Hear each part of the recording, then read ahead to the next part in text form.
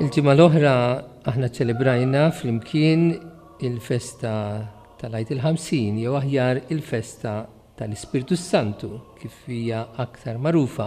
Illum qed niċċelebraw il-festa ta' Alla. Vera li Alla il-festa tiegħu hija kuljum, la darba aħna nkunu miegħu u umana aħna qed niċċelebraw lil Alla kuljum. Però llum il-Knisja tiċċelebra il-festa tat-Trinità. Aħna dak li nemmnu, aħna infaħru lil Alla meta rroddu salib fl-isem tal-Missier u tal-Iben u tal-Ispirtu Santu jew ngħidu glorja lil Alla mhux vera qegħdin inqimu u nfaħru u naduraw lil Alla li huwa Trinità, il-Missier, l-Iben u l-Ispirtu Santu. Mhux se nagħti tifsira tal-misteru, illa li huwa misteru 3 persuni falla wieħed.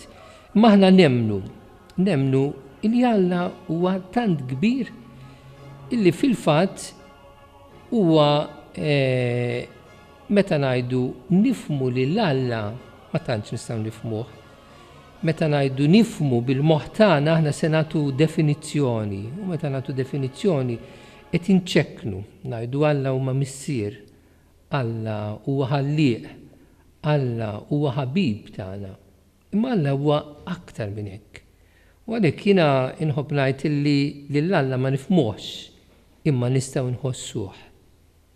Meta qed nifhmu il-moħħ tagħna jista' jimmaġina u aħna nimmaġinaw lil Alla fis-sema, allura nitfgħu il-bogħod bil-moħħ tagħna.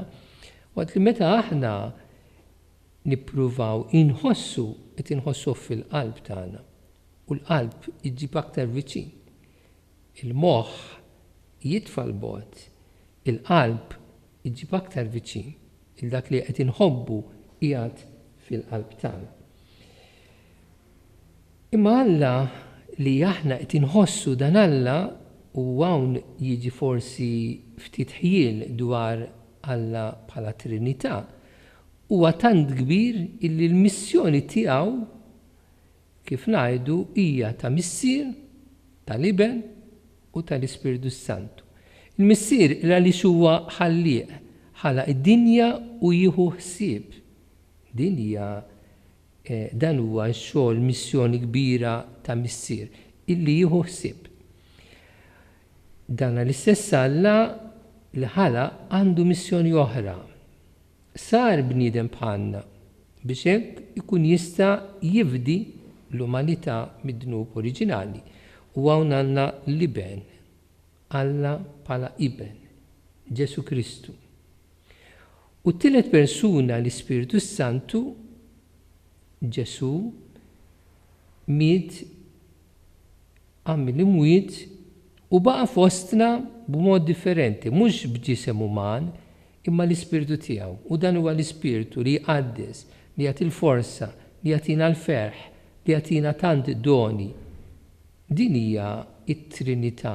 Maħniex nagħtu definizzjoni, imma rridu li lil Alla aħna inħossuh u nħossuh f'qalbna. Imma l-importanti tal-ġurnata tal-lum hija l-għaqda bejn dawn it-3 persuni huma tant maqudin illi huma Alla wieħed. U forsi meta nitkellmu fl-għaqda tajjeb il-messaġġ tal-lum ikun l-għaqda li għandna bżonn. L-għaqda fil-familja, l-għaqda fil-Knisja, l-għaqda fis-soċjetà, fid-dinja. Illum il-bniedem forsi aktar minn qabel qed isar aktar individwalista, aktar egoista, fis-sens illi jaf jagħmel ħafna affarijiet u jaħseb illi m'għandux bżonn lil Alla. U din hija fantażija, din hija illużjoni fil-fatt qatt mu se jkollna tant kapaċità li nagħmlu l-affarijiet li jagħmel Alla. Alla huwa l-ħallieq u aħna il-ħolqien, mela se nibqgħu niddependu dejjem minnu. Imma fl-għaqda nixtieq li nagħmel enfasi dwar l-għaqda fil-familja.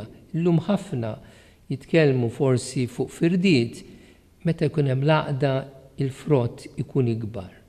Kemm fil-familja, kemm fis-soċjetà mhux kulħadd jaħdem għal rasu, imma jekk aħna naħdmu bħala familja umana il-kol flimkien inkunu nistgħu jkollna aktar frott għal ġid stess ta' l-umanità.